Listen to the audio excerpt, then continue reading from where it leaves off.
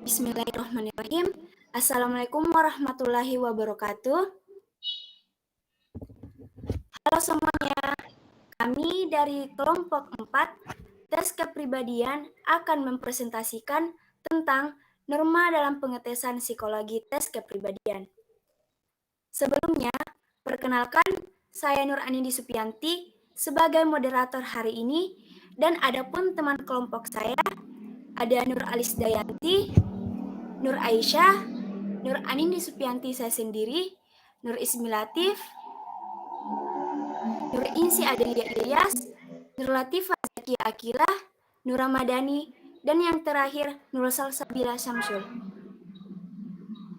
Langsung saja, terdapat 4 bagian materi yang akan kami paparkan, yaitu pengertian norma dalam tes, pentingnya norma dalam tes psikologi, norma dalam pengetesan psikologi umum, dan yang terakhir, norma dalam tes kepribadian. Baik, langsung saja masuk ke sub materi pertama, apa itu norma, yang akan dijelaskan oleh Nur Latifah Zakia. Kepadanya dipersilakan.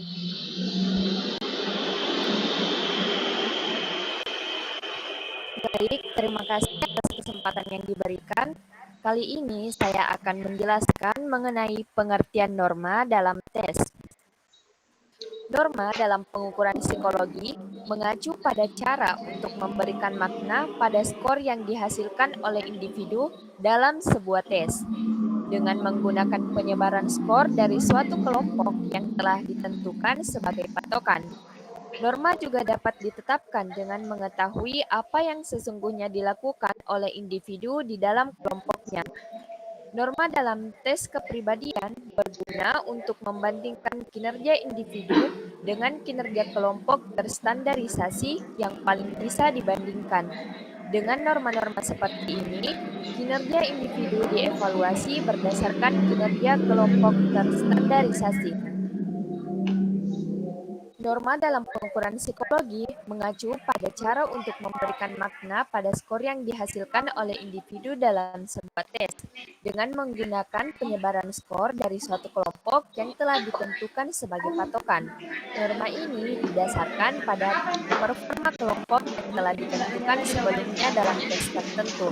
Distribusi skor yang diperoleh dari beberapa sampel individu juga menjadi dasar dalam menentukan norma pada sebuah tes. Sekian, saya kembalikan kepada moderator.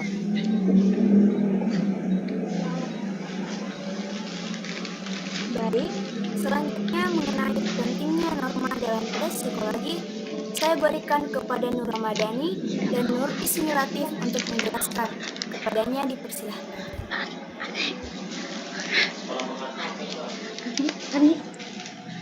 Baik, terima kasih atas kesempatan yang telah diberikan.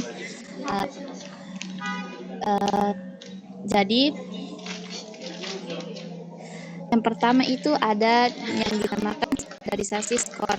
Nah, standarisasi skor ini membantu menstandarkan skor, membuatnya lebih mudah untuk membandingkan dan menginterpretasikan hasil dari individu yang berbeda. Selanjutnya itu interpretasi hasil. Nah, norma memberikan titik acuan untuk menafsirkan hasil tes psikologi. Selanjutnya, validitas tes. Nah, norma tes psikologi memainkan peran penting dalam menentukan validitasnya. Saya kembalikan kepada Saudari Ismi untuk melanjutkan presentasi.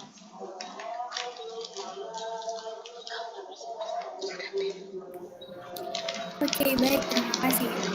Kemudian yang keempat, ada keandalan tes. Nah, keandalan tes ini mengacu pada konsistensi skor tes dari waktu ke waktu. Sebuah tes yang mengikuti norma yang ketat lebih dapat diandalkan karena memberikan hasil yang konsisten, terlepas dari waktu atau tempat pelaksanaannya.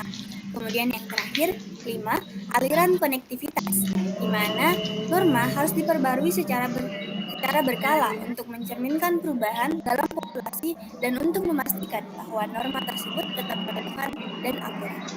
Kemudian saya kembalikan kepada moderator.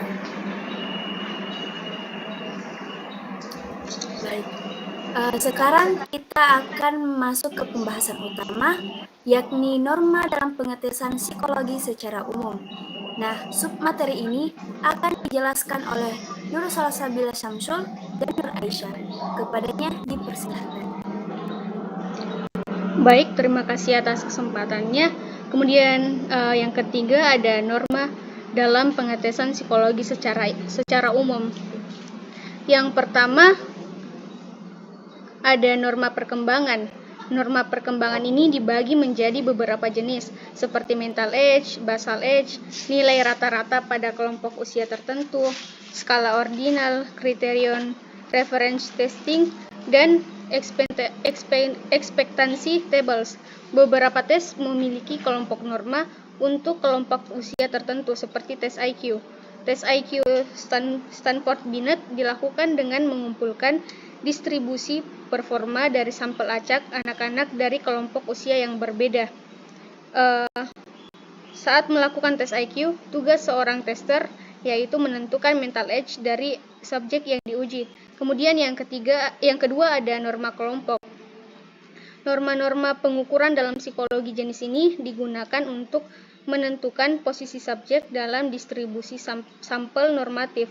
Sampel normatif yaitu skor subjek yang dibandingkan dengan skor kelompok untuk mengetahui kemampuan individu relatif terhadap kelompok.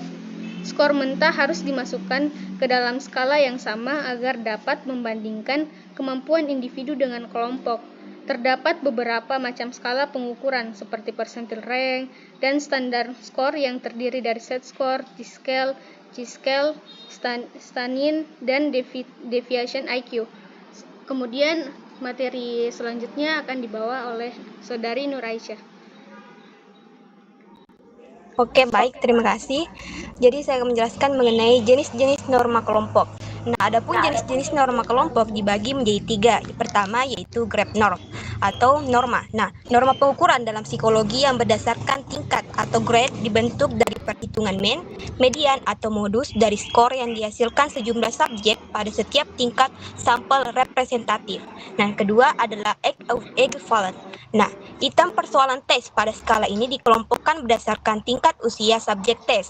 Namun, kemudian yang ketiga adalah persentil. Skor persentil menunjukkan adanya posisi individu yang relatif dalam sampel dan dapat dianggap sebagai peringkat dalam suatu kelompok subjek yang anggotanya berjumlah 100 orang. Sekian, saya kembalikan kepada moderator.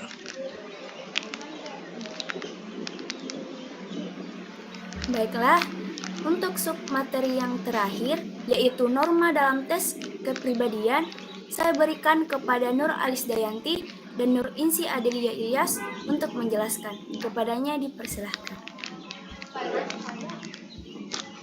Baik, terima kasih kepada moderator. Pembahasan terakhir adalah norma dalam tes kepribadian. Dalam melakukan tes kepribadian psikologi, terdapat beberapa norma yang harus diikuti dan diperhatikan. Di antaranya, yang pertama, norma etika.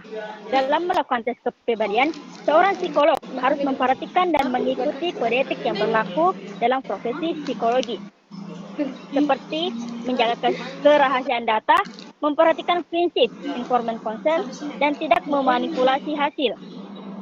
Yang kedua, norma teknis. Tes kepribadian harus dilakukan sesuai dengan prosedur teknis yang telah ditetapkan dan diakui secara ilmiah. Psikolog harus memastikan bahwa tes dilakukan dengan benar dan konsisten, dan data yang diperoleh akurat. Yang ketiga, norma kebudayaan. Psikolog harus mempertimbangkan perbedaan budaya dalam melakukan tes kepribadian dan memilih tes yang sesuai dengan konteks budaya klien. Selanjutnya saya berikan kepada Nur Insi Adelia Ilyas.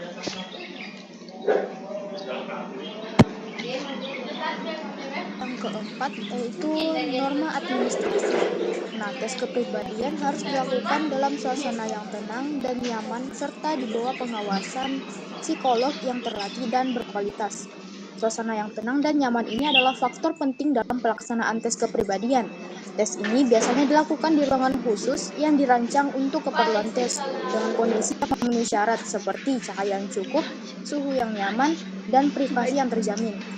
Norma administrasi ini penting dalam pelaksanaan tes kepribadian karena dapat memengaruhi hasil tes.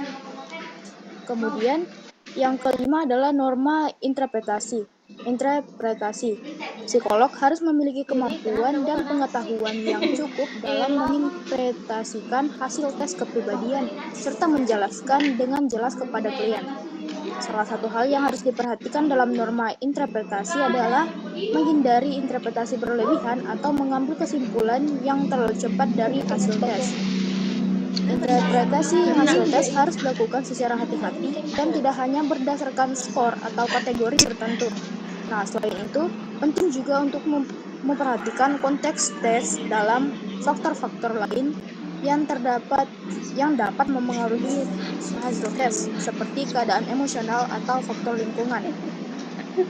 Yang terakhir adalah norma komunikasi. Psikolog harus memperhatikan cara berkomunikasi dengan klien dalam memberikan tes kepribadian, di mana klien merasa nyaman dan tidak merasa terintimidasi atau terganggu, sehingga hasil tes dapat mencerminkan kepribadian yang sebenarnya. Itu dia norma dalam tes kepribadian. Saya kembalikan kepada moderator. Baik, terima kasih kepada teman-teman presenter yang sudah menjelaskan dengan baik materi kita kali ini.